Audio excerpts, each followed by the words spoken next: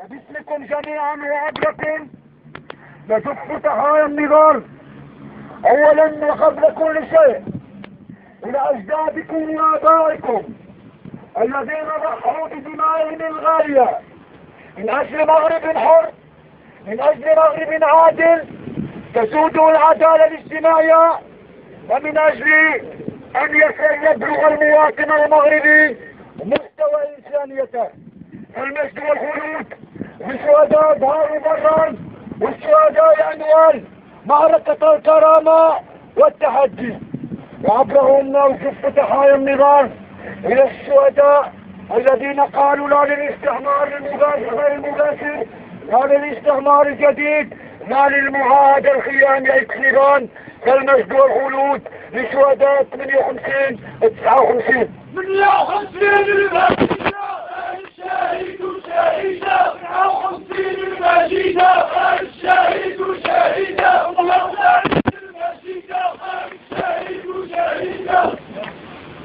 تحيا النضال كذلك من الشهداء البيضاء 23 مارس 65، وكذلك شهداء 81 84 وشهداء 1991، لنقول أن خير دعم سنقدمه لشهدائنا هؤلاء هو أن نسير على دربهم، وأن نرث تحديهم وصمودهم.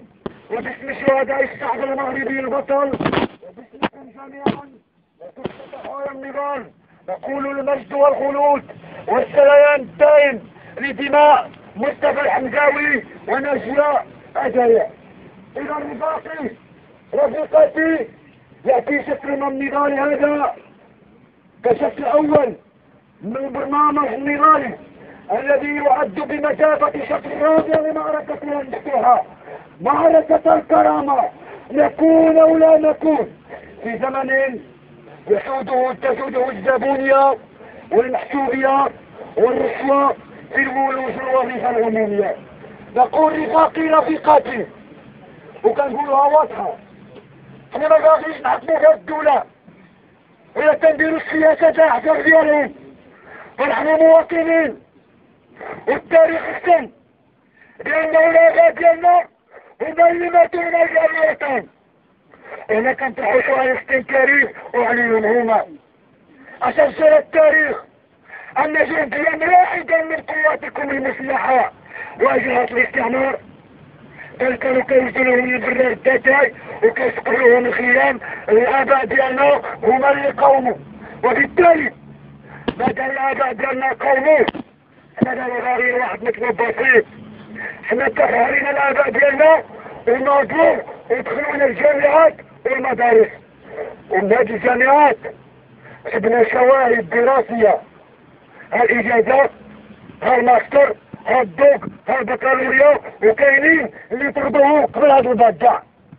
إذا حنا راهيين نحققوا الوظيفة العمومية وراهيين الشرعية القانونية للجمعية الوطنية، بس كيجابونا بالكونكورات وبالخائمة كايناش خدمة، وحنا كنديرو المباريات وزيد وفي التخصيص وهلم شرة من الشعارات الذرائع الغير السليمة والصحيحة في آخر المطاف، وما التوظيف على مستوى المجلس الجهوي وخير دليل على ذلك.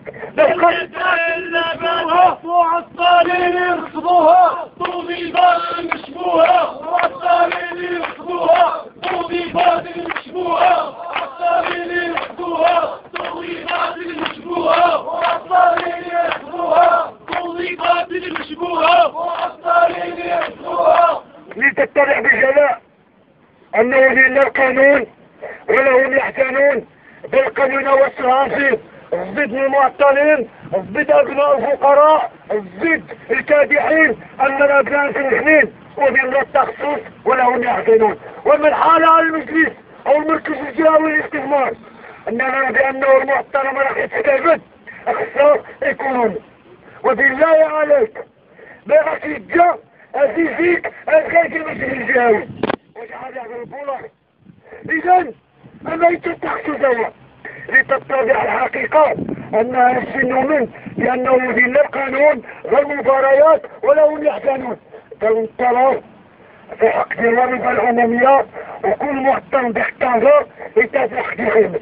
وبالتالي نقرأ 75 منصب على مستوى الولاية هتكلف من المعترض ما الولاية 25 منصب على مستوى المجلس الجهوي هتكون المعترض 60 منصب كواعد منع التنسيق الإقليمي كذلك.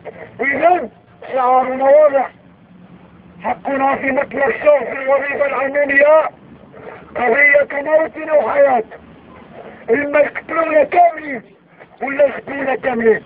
وأما الرزق ديالنا شحال هادو هما حاطين من الفات سواء على المستوى المركز أو المجلس الجهوي ولا على المستويات المحلية.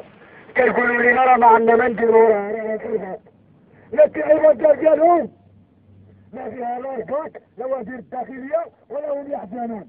إذا هذا القانون كيبينه غير معنا حنا، وبالتالي حيكون الشق النضالي الثالث لأنه جاية معركة صعيدية وإحنا راه ما نوليوش النار وإحنا مطالب عادلة وشرعة بنادي حمزة ويونسية حتى نموتوا على هذه المطالب.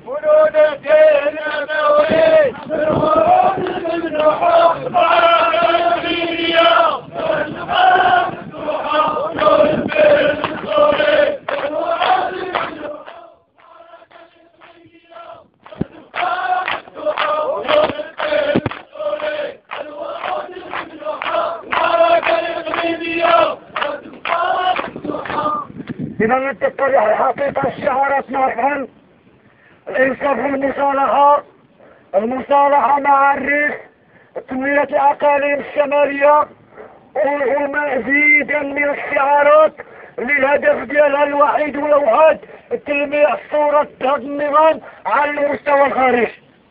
لكن ما داولنا المعطلين أبناء الريف يقنعون في بلدهم هذه بلدك الديمقراطية والعدالة الاجتماعية والوضع المتقدم والإنصاف والمصالحة وتصحة المريض. المعطل اللي جاب ليس من وفاق كيضربوا مخازنين وسط الشارع. ولا يمكن واحد المسألة نقول يا أبناء الريف احنا فاهمين الصراع مزيان وما الصراع بمعطلين ولا سمعوا خزنيات الى البوليس والصراع بمعطلين مع القائمين على زمام الامور واللي كيبيعوا كيشربوا المناصب واللي كيفرضوا الضرورية. اما ابناء نكري وسرقين غير شروط الحياة ديالهم راه شروط موضوعية وخلوها يحتاجنا على حقهم وعلى مستوى اسلام ممدولين والرائحة الكريهة اللي قريبة حتى من السكنة أشعرهم سبيت وردوا. وبالتالي حنا المشكل ديالنا ماشي مع الغزليات وماشي مع القسنة وماشي مع البوليس باش ما يبقاو يضربونا من تحت بحال ما راه عندنا معاهم الحسابات. هذا راه غلط. حنا عندنا المشكل مع هذه الولادة وهذه المجلس الجهوي وتلك الوزارات على مستوى المركز كنقولوا لهم باطل يا سول زيت باطل ما حقنا كلنا زيت باطل زيت باطل كيما يخلوا زيت باطل زيت باطل يا حقنا زيت باطل يا مول. نسير ونحن نسير او نؤكد على رسالة واضحة للولي الحكومات وتصير كذا اخصني خمسة ما لغش طريقة التعامل اتكتا كذا ما يوجد الجمعية الوطنية يقع او انا فارغ. وبالتالي فلتحترم اولا بطولات هذا البلاد. لنقول كذلك ان هذا المحتلين ابناء المقاومين ابناء الذين ضحوا الدم قريبا وانوال. وبالتالي الحق الخدمة التاسد بدون قيد او شرط مطلب هذا حروف. لكن يوليو يقعد غوش يقعد ونسمع يجلس بوحسية حيث قوة